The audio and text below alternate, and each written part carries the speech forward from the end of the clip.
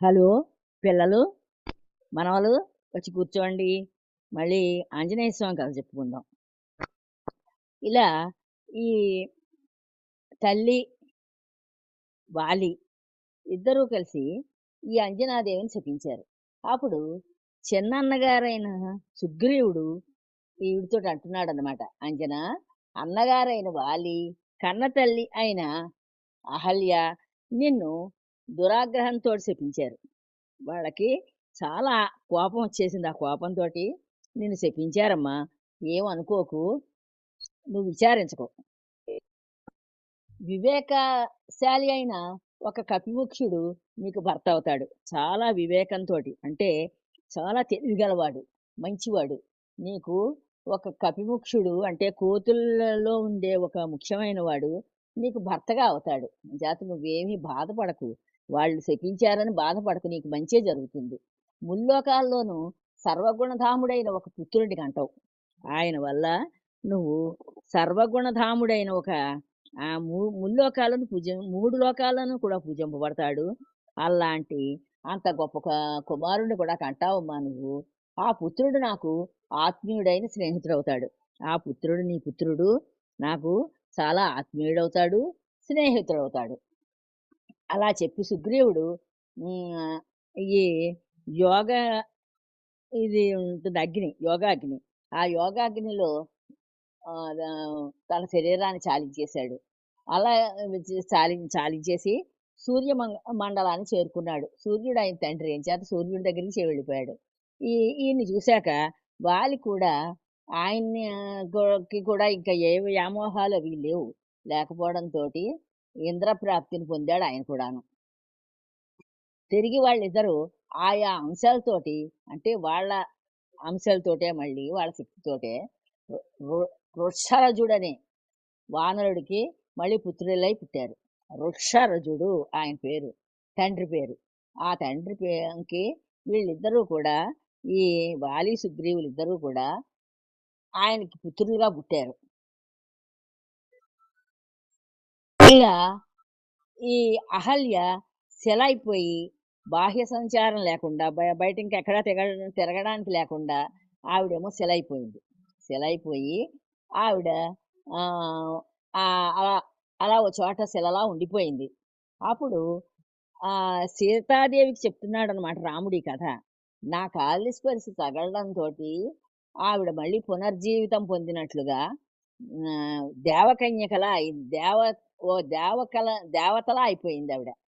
నగజాత అయింది.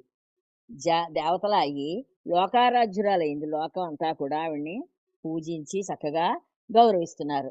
ఇంతవరకు శ్రద్ధగా విన్న ఈ ధరాత్మజ అంటే సీత మళ్ళీ ఆయన్ని అడుగుతోంది భర్తని, నాథా, అంజనాదేవి తర్వాత వృత్తాంతం కూడా నాకు చెప్పండి, ఆ కథ పూర్తిగా చెప్పండి నాకు అని అడుగుతోంది. ఆయనలా అడగగానే శ్రీరామచంద్రుడు, నీకు శ్రవణానందంగా చెప్తాను, వినుమని చెప్పాడు. ఈ పవిత్ర చరిత్ర అంటే ఇంతవరకు మనం చెప్పుకున్నామే ఈ కథ. ఈ కథ ఎవరైతే రాస్తారో, ఎవరైతే చదువుతారో, ఎవరైతే వింటారో వాళ్ళందరూ కూడా దేవతానుగ్రహం వల్ల వాళ్ళకి సర్వైశ్వర్యాలు సిద్ధిస్తాయి అని చెప్పి ఈ పోతనామాచ్యుల వారు మనకి ఆ ఆ కథ యొక్క మహత్యాన్ని కూడా చెప్పారనమాట. ఇది అయిన తర్వాత అఖిల భూత దయాగరిష్ఠుడైన వశిష్ఠుల వారు ఓ రోజున ఏం చేశారంటే శతానందుడిని చూపించి ఇలా అన్నారట, ఓ శతానంద విను, సీతకు రామచంద్రుడు తరువాత కథ ఇలా వినిపించాడు. ఈ ఈ సీతాదేవి ఉంది కదా, ఈ సీతాదేవికి మరి అడిగింది కదా తర్వాత కథ అంతా చెప్పండి, ఆవిడ ఏమైంది అని. అందుకోసానని ఆవిడ చరిత్ర మళ్ళీ చెప్తున్నాడు. దేవి జానకి, ఆ పైన గౌతముని శతానందుని మీ తండ్రి గారైన జనక మహారాజు వద్ద పురోహితుడిగా నియమించారు. అప్పుడు ఈ గౌతమ మహర్షి ఏం చేశారు, ఈ శతానందుడితో చెప్తున్నారు, మీ తండ్రి గారు ఆయన గౌ దేవి జానకి సీతాదేవికి చెప్తున్నాడు రాముడు, గౌతముని ఈ శతానందుడిని, అంటే ఆయన కొడుకు ఈ శతానందుడు, ఈ శతానందుడిని తండ్రి గారైన జనక మహారాజు వద్ద పురోహితుడిగా కుదిర్చారు. కుదిర్చి కూతురైన అంజనతో హర్ష విషాదాలు కమ్ముకొనగా ఈ అంజన ఆడపిల్ల కదా! ఈ ఆడపిల్లని చూసి ఆయన బాధపడుతున్నారు. ఎంచేత ఈ అమ్మాయికి కాస్త పెద్దదవుతోంది మరి. పెద్దదవుతుంటే పెళ్లి సంబంధాలు మంచివి చూసుకోవాలి. పెళ్లి చెయ్యాలి. పెళ్లి చేసి అత్తారింటికి పంపించాలి. ఆడపిల్లంటే మన ఇంట్లో ఉండదు కదా! అయ్యో! ఈ పిల్లని మనం ఏదే ఇంకో ఇంటికి పంపించాలి. అలా పంపిస్తే వాళ్ళు ఎలాంటి వాళ్ళు దొరుకుతారో అని ఈవిడ లక్ష్మీదేవిలా ఉంది. లక్ష్మీదేవి రూపురేఖలతోటి చక్కగా ఉంది ఈవిడ. చేత ఈ ఆ వనచరుడు ఒకడు దొరుకుతాడని చెప్పి వీళ్ళకి చెప్పారు. అంచేత ఆ వనచరుడికి ఎలా అప్పగించాలి? ఆయనకిచ్చి ఎలా పెళ్లి చెయ్యాలి అని ఈయన బాధపడుతున్నారు. ఈ కూతురు అందచందాలు, ఆవిడ సుకుమారత్వం, ఆవిడ చక్కగా పెద్దవాళ్ళ మాట వినే మనస్తత్వం ఇవన్నీ చూసి సంతోషం ఉందాయనకి. అంటున్నారనమాట. కూతుర్ని కన్న ప్రతి తల్లిదండ్రి కూడా దో వాళ్ళకి దుఃఖమే మిగులుతుంది. ఎంచేతంటే ఈ పిల్లని అల్లారు ముద్దురుగా ఆడపిల్లని పెంచుతారు. ఎవరో ఒక అయ్య చేతిలో పెట్టాలి కదా మరి. పెట్టినప్పుడు వాళ్ళెలా చూస్తారో, భర్త ఎలా చూస్తాడో, అత్తమామలు ఎలా చూస్తారో, లేకపోతే ఆడపిల్లలు ఎలా చూస్తారో అని వాళ్ళకి దిగులనమాట. ఈ దిగులు గా ముని ఆలోచించాడు. ఆలోచించి అసలు ఇంతకీ ఈమె జీవితంలో ఇలాంటి యోగం పట్టడానికి అంటే ఒక వానరుడిని పెళ్లి చేసుకోమని చెప్పి ఈ తల్లిను వాలి శపించారు కదా! అంచేత అసలు ఈ యోగం పట్టడానికి ఈవిడ క్రితం జీవితంలో క్రితం జన్మలో ఏం చేసింది? ఎందుకు ఈ వానరుడిని పెళ్లి చేసుకోవాల్సొస్తోందో అని చెప్పి గౌతమ మహర్షి ఆయన గొప్ప మహర్షి కనుక ఆయన ఈవిడ వెనక జన్మను చూశారు. అసలేం జరిగిందని. ఆయన ఆహ్, అంతా దివ్య దృష్టితోటి చూసేసరికి ఈయనకి అంతా కనిపించింది. ఒక కలలాగా. ఈ చూసి ఆయన అది "అమ్మా అంజని అంజన నీ నీ వృత్తాంతం అంతా చెప్తాను విను" అని చెప్పి, "నీ పూర్వజన్మ వృత్తాంతం చెప్తాను విను" అని చెప్పి ఈవిడతోటి చెప్తున్నారు. "నువ్వు క్రితం జన్మలో విద్యాధర జాతిలో ఈ విద్యాధరులు, కిన్నరులు, కింపురుషులు వీళ్ళందరూ దేవతల్లో జాతులన్నమాట. ఈ విద్యాధర జాతిలోను సుకంఠి అనే కలిగి జన్మించావు నువ్వు. జన్మించి అందచందాలతోటి నీతోటి ఎవరు పోటీకి రాలేరు. అంత అందంగా ఉండేదానవు నువ్వు. నృత్య గీతాలు పాడడంలో నృత్యం చేయడంలోనూ చాలా గొప్పదానివి. అంతేకాకుండా నువ్వు పాటలు పాడడంలో కూడా చాలా గొప్పదానివి. నీకు నీవే సాటి.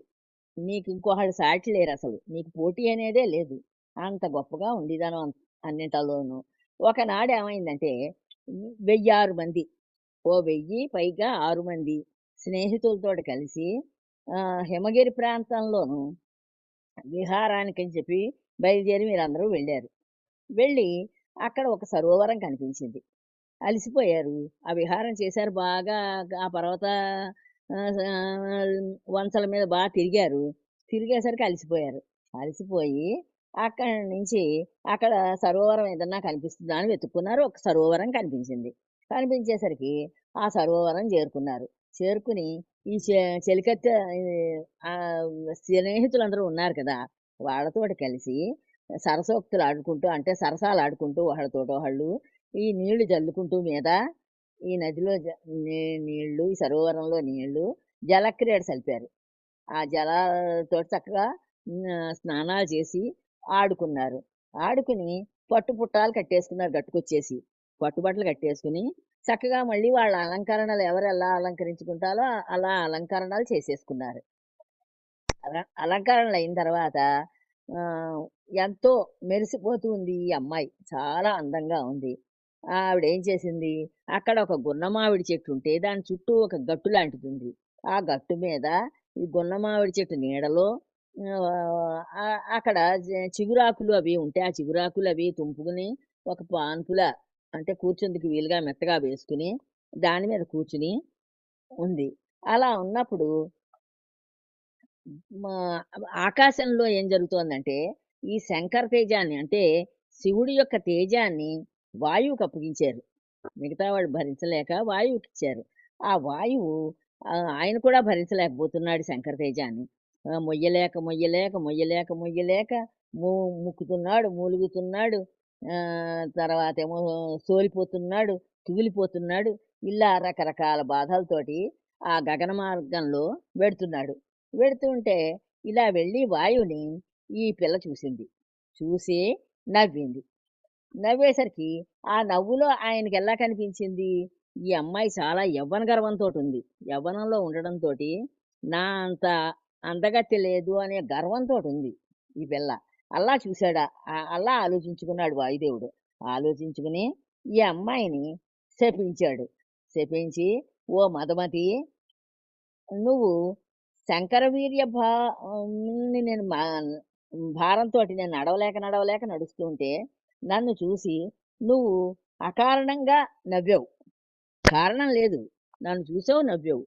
నవ్వడంతోటి ఈ భారవహుడనైన నడవలేని నన్ను చూసి నవ్వడంతోటి కోడి వయసులో ఉండడంతోటి నీ పెడనవ్వుకి నా తోటి నన్ను పరిహసించావు. వేళాకోళమాడావు.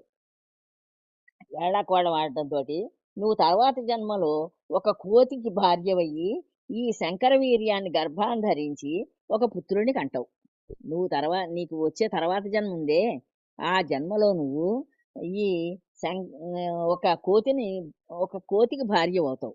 కోతికి భార్యవయ్యి ఈ శంకర తేజాన్ని నువ్వు నీ గర్భంలో ధరించి ఒక చక్కటి పిల్లవాడిని కంటావు అని చెప్పాడు. అని చెప్పి ఈ వాయుదేవుడు ఇలా శాపం ఇచ్చి వెళ్ళిపోయాడు ఆయన. అమ్మాయి, ఆనాటి వాయుదేవుని శాపఫలం నీకు ఈనాడిలా ప్రాప్తించింది. నువ్వు ఈ ఈ జన్మలో నీకు మళ్ళీ ఆ వాయుదేవుడు అప్పుడు శపించి వెళ్ళిపోయాడు క్రితం జన్మలోను. ఇప్పుడు ఈ జన్మలో నువ్వు దీన్ని అనుభవించవలసి వచ్చింది అని చెప్తున్నాడు కూతురికే గౌతమ్ మహర్షి. ఆనాటి వాయుదేవుని శాపం ఈలాడిలా నువ్వు నీకు ప్రాప్తించింది. ఇది దైవకృతం. ఇది మన మానవులు ఎవళ్ళు చేసింది కాదు. ఇది కేవలం దైవం నీకు అలా శపించమని ఆయన ఆజ్ఞాపించాడు. ఒక వనచరుని వివాహం ఆడి కామరూపిణివై సంచరిస్తావు. ఒక వనంలో ఉండే ఒక కోతిని పెళ్లి చేసుకుంటావు. చేసుకుని ఆయన వనంలోనే తిరుగుతూ ఉంటాడు. నువ్వు మాత్రం కామరూపిణివి అంటే నీకు కోరిన రూపం వచ్చేస్తూ ఉంటుంది. నువ్వు ఎలా కావాలంటే ఆ రూపంలో నువ్వు సంచరిస్తూ ఉండొచ్చు. పతిభక్తి కలిగి ఉంటావు. నిత్యం యవ్వనంగానే ఉంటావు నువ్వు. నీకు యవ్వనం తరగడం అంటూ ఉండదు. శీల ఉంటుంది. మంచి ప్రవర్తన ఉంటుంది. అనుగ్రహ సామర్థ్యం ఉంటుంది. ఏది ఎంత గొప్ప బాధలు వచ్చినా నిగ్రహించుకుంటావు. అలాగా ఎదటి వాళ్ళని కూడా అనుగ్రహిస్తూ ఉంటావు. అలాంటి సామర్థ్యం కూడా ఉంటుంది నీకు. నీకు వరాలుగా ఇస్తున్నానని చెప్పి తండ్రి ఈ వరాలని ఇచ్చాడు ఈ కూతురికి. ఇచ్చి తను తపస్సాచరించుకునే నిమిత్తంగా విహార భూమి అయిన హిమాలయ పర్వత భూములకి వెళ్ళిపోయాడు. వెడుతూ మళ్ళీ గౌతముడు అంజనను కూడా వెంట తీసుకెళ్ళాడు. ఈ అంజనాదేవిని కూడా తీసుకునే వెళ్ళాడు ఆయన. తపస్సు ఆచరించుకుందాం ఆ హిమాలయ భూముల్లో అని చెప్పి అనుకుని, అమ్మాయి, ఆనాటి వాయుదేవుని శాపఫలం నీకు ఈనాడిలా ప్రాప్తించింది. కూడా వెంట తీసుకుని వెళ్ళిపోయాడు. వెళ్ళిపోయి పూర్వ జన్మలో నువ్వు అక్కడ ఒక ఈ వనచరుడు ఉన్నాడు. ఆ కాలంలో కుంజరుడనే ఒక వనచరుడు ఉన్నాడు. ఆ కుంజరుడు వానర శ్రేష్ఠుడు. ఆయన వానరంలో అంటే కోతుల్లో శ్రేష్టమైన కోతి అన్నమాట. పుత్రార్థి అయి పుత్రుడు కావాలని కోరికతోటి ఆయన ఏం చేశాడు, ఈ శివుణ్ణి గూర్చి ఘోరంగా తపస్సు చేశాడు. తీవ్రమైన తపస్సు చేశాడు. చేస్తే అతని తపశ్చర్యకి మెచ్చుకున్నాడు ఈ బోలాశంకరుడు. శంకరుడు ఎవరు తపస్సు చేసినా వాళ్ళకి వరాలు ఇచ్చేస్తాడు. ఈ శంకరుడు మెచ్చుకున్నాడు ఈయన చేసిన తపస్సుకి. మెచ్చుకుని ప్రత్యక్షమయ్యి, ఓ కుంజరా, నీకు పుత్రుణ్ణి కనేటంత భాగ్యం లేదయ్యా. నువ్వు క్రితం జన్మలో అంత పుణ్యం చేసుకోలేదు నువ్వు. అంచేత నీకు ఒక సంతానాన్ని కనే వాళ్ళని చూస్తూ పెంచుకునే అదృష్టం లేదు. గౌతమ మహర్షి వస్తారిక్కడికి. వచ్చి ఆ మహర్షి ఆయన కూతుర్ని నీకు అప్పగించి వెళ్ళిపోతారు. ఆయన కూతుర్ని ఆయనకో కూతురుంది. ఆ అమ్మాయిని నీకు అప్పగించి పెడతారు. ఆమె గర్భాన నా అంశతో ఒక కుమారుడు అద్వితీయ ప్రభావుడు జన్మిస్తాడు. అంటే ఆయన కూడా చెప్పాడు కదా! శంకర తేజం తోటి వాయువు చెప్పాడు. ఈ శంకర తేజం నీకు వచ్చే జన్మలో నీ గర్భంలో ఒక కుమారుడుగా పుడతాడు అని చెప్పాడు కదా! అలాగా ఇప్పుడు ఈ ఈయన కూడా అదే చెప్తున్నాడు. ఈ శివుడు. ఆయనొచ్చి నీకు ఆ గౌతమ మహర్షి ఆయన కూతుర్ని నీకు అప్పగించేసి వెళ్ళిపోతాడు. ఆహ్, అప్పుడు అద్వితీయుడైన కుమారుడొకడు నా అంశతోటి పుడతాడు అని చెప్తున్నాడు శివుడు. అని వరం ఇచ్చేశాడు. శంకరుడు అంతర్ధానం అయిపోయాడు. ఈయన వరం ఇవ్వడం అయిపోయింది. వెళ్ళిపోయాడాయన శివుడు. అది వెళ్ళిపోయాక అది మొదలుగా ఈ కుంజర, వింధ్యావళి ఆయన భార్య పేరు వింధ్యావళి. వీళ్ళిద్దరూ కూడా ఎప్పుడు గౌతముడొస్తాడు? ఎప్పుడు ఆయన కూతుర్ని మనకిస్తాడు? వాళ్ళకి పిల్లలు కావాలి పాపం.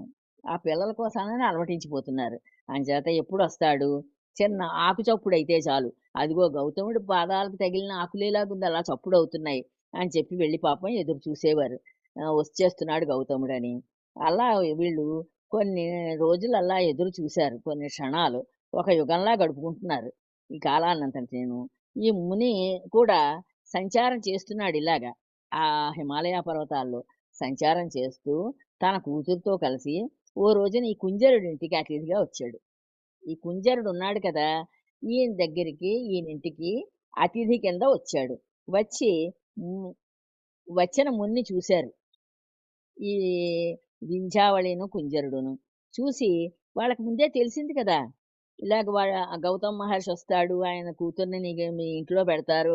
ఆ కూతుర్నే నువ్వు కూతురుగా చూసుకో అని చెప్పారు కనుక, శివుడు చెప్పాడు కనుక, అందుకోసానికి వీళ్ళు ఎదురు చూస్తున్నారు కనుక, ఎప్పుడైతే ఈ గౌతమ మహర్షిని, ఆయన కూతుర్ని చూశారో, వీళ్ళకి ఎంతో పండుగ రోజులాగా, మేము చేసిన తపస్సు ఇప్పటికి కదా ఫలించింది.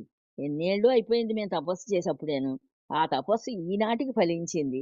మేము చాలా సంతోషిస్తున్నాం మహర్షి అని చెప్పి ఆయనకి అర్ఘ్యపాద్యాలిచ్చి, ఆయన్ని ఆదరించి వీళ్ళిద్దరూ కూడా చాలా ఆయనకి పూజలవి చేసి చాలా సంతోషపడిపోయారు. వాళ్ళని చూసి ఈ గౌతమ మహర్షి కూడా చాలా సంతోషించాడు. నాయనా! నీ వంటి వాడు నా కూతురికి తండ్రి కాబోతున్నాడని చెప్పి నేను కూడా చాలా సంతోషిస్తున్నాను. నువ్వు ఈ వేళటి నుంచి మీరిద్దరూ ఈ ఈ పిల్లకి తల్లిదండ్రులుగా ఉండి తండ్రి బాధ్యత తీసుకో నువ్వు కుంజరా అని చెప్పి ఆయనకి అప్పగించేశాడు ఈ పిల్లని. అప్పగించి వీళ్ళు కూడా చెప్పారు. మహర్షి మీరు వస్తారని, మీరు ఈ పిల్లని మాకు ఇచ్చేసి మీరు మళ్ళీ తపస్సుకి వెళ్ళిపోతారని శివుడి ఆజ్ఞ. శివుడు చెప్పాడు అని చెప్పగానే ఈయన కూడా చాలా సంతోషపడ్డాడు. శివాజ్ఞని నేను మాత్రం ఎలా ఉల్లంఘిస్తాను కుంజరా! అంచేత మీరే ఈనాటి నుంచి కూడా తల్లిదండ్రులుగా ఉండి ఈ పిల్లని జాగ్రత్తగా పెంచి వైభవంగా పెళ్లి చేయండి అని చెప్పేసి ఈ గౌతమ మహర్షి వెళ్ళిపోయారు. తదనంతరం కుంజర విద్యావళి దంపతులు సంతాన భాగ్యం లేదనే చింత నేటిక్కడా తీరింది మనకి అనుకుంటూ చాలా ఆనందంగా ఈ పిల్లని పెంచుకుంటున్నారు. ఈ అమ్మాయి కూడా శ్రీలక్ష్మిలాగా అంటే లక్ష్మీదేవిలాగా లక్ష్మీదేవే మన ఇంట్లో తిరుగుతోందా అన్నట్లుగా ఈ అమ్మాయి తిరుగుతూ ఉంటే అన్ని కళలతోటి 16 కళలతోటి నిండుగా చక్కగా ఆనందంగా ఇల్లంతా తిరుగుతూ ఉంటే ఈ పిల్ల ముఖ సౌందర్యానికి చూస్తూ వాళ్ళు పారవస్యంతోటి వాళ్ళింకా ఆ ఆనందం పట్టుకోలేకుండా ఉన్నారు. అంత ఆనందపడిపోతూ చక్కగా నిత్యతృప్తులయ్యి పెన్నిదిగన్న పేద సందంగా ఒక బాగా దరిద్రుడు గర్భదరిద్రుడికి బోలెడంత ధన సంపద దొరికిందనుకోండి.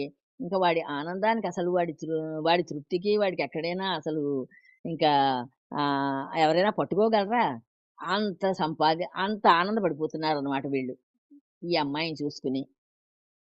అంజన కూడా కన్యతనాన్ని విడిచి యవ్వన ప్రాంగణంలోకి ప్రవేశించింది. ఈ చిన్నతనం అయిపోయింది. ఈవిడ కూడా యవ్వనవతి అయింది. అడుగు పె యవ్వనంలో అడుగుపెట్టింది. అప్పుడు ఈ ఆహ్, కన్యతనం అనే అవిద్య తొలగిపోయింది. అంటే కన్యతనంలో ఏమి తెలియదు అంత. కానీ ఇప్పుడు నిండు ప్రాయపు తెలివి వచ్చిందావిడకి. వచ్చి బాగా తెలివిగా తయారైంది. నడకలో చక్కగా అజిపా మంత్రం, నామవైఖరి, సోహం అన్న మంత్రం వినిపిస్తోందట ఆవిడ నడుస్తూ ఉంటేను. అంత చక్కగా నడుస్తోందట. సిద్ధించిందట. చూపులు అనిమిష ఖ్యాతిని వహించాయి. ఈ చూపులెలా చూస్తోందంటే, దేవతలెలా చూస్తారో, ఆ దేవతల చూపులొచ్చాయట. అంటే దేవతలెలాగా కనురెప్పేయకుండా చూస్తూ ఉంటారు. అలాంటి చూపులొచ్చాయట. లేత నవ్వు. చక్కగా ఆవిడ నవ్వుతూ ఉంటే, ఇడా, పింగళ, సుషుమ్న నాడులు మూడూ కలిసి ఆజ్ఞాచక్రంలా శృంగాటకానుభూతిని పొందింది. ఈ ఇడా, పింగళ, సుషుమ్న అనే నాడులుంటాయి మనకి. ఆ 3 నాడులు కలిసిపోయి ఆజ్ఞాచక్రంలాగా చక్కగా ఈ ఈ శృంగాటవిలో తిరుగుతుందాయా అన్నట్లుగా ఆవిడ అనుభూతిని పొందుతోందట. అనాహత నాదంలా శరీరం అంతా అంతరస్వరం నిండింది.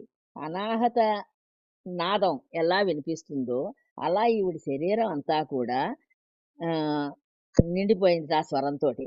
నడుము చిదాకాశ లీలను పొంది సన్నబడింది. ఈ ఆవిడ నడుముందే, ఆ నడుము చిదాకాశం ఎలాగా ఉంటుందో అలాగా సన్నగా అయిపోయి నడుము సన్నటి నడుము ఉందిట. పలువరస స్వచ్ఛతను సంతరించుకొని అష్టాంగ యోగ సిద్ధిని పొందింది. ఇంక పళ్ళ వరసుంది. ఆ పళ్ళ వరస చక్కటి ప ప ప పళ్ళ వరస కలిగి ఆవిడ అష్టాంగ యోగ సిద్ధిని పొందినట్లుగా కనిపిస్తోందట. నఖ సంపద తారకాభ్యుదయాన్ని నింపుకొంది. ఇంకా ఆవిడ చేతి వేళ్ళు, కాలి వేళ్ళు ఉన్నాయి. ఆహ్, ఆ గోల్డ్ అన్నీ కూడా నక్షత్ర మండలాల్లో నక్షత్రాల్లా మెరిసిపోతున్నాయట. ముఖ వికాసం అమృత కరుణిల షోడశ కళా వ్యాప్తిని నింపుకొని అమృత సిద్ధిని పొందింది. ఇంకా ఆవిడ ముఖ వికాసం ఎలా ఉందంటే, ఈ చంద్రుడు 16 కళలతోటి నిండిపోయి ఎలా అయితే అమృత సిద్ధిని పొందుతాడో అలాగా అమృత అమృత సిద్ధిని పొందిన చంద్రుడిలా వెలిగిపోతోంది ఈవిడ. మోవి జపానురాగతిని మించింది. ఇంకా ఆవిడ హ్మ్, మోవి అంటే అక్కడ పెదవి జపానురాగతిని మించింది. జపం చేసుకునేవాళ్ళు ఎలా అయితే ఆహ్, కనిపించకుండా జపం చెయ్యాలి కదలకుండాను. ఆహ్, పైకి వినిపించకుండా. అలా ఆ జపతపాలు కూడా ఈవిడ చేసుకుంటోందట. ఈ విధంగా అంజన మేన లలిత శృంగారం ఆనందలక్ష్యంగా అవతరించింది. ఈ రకంగా ఈ అంజనాదేవి ఎంతో చక్కగా వాళ్ళకి తల్లిదండ్రులకి ఆనందాన్ని కలిగిస్తోంది. ఉంటాను. తర్వాత కథ మళ్ళీ తర్వాత చెప్పుకుందామమ్మా. జై శ్రీరామ్.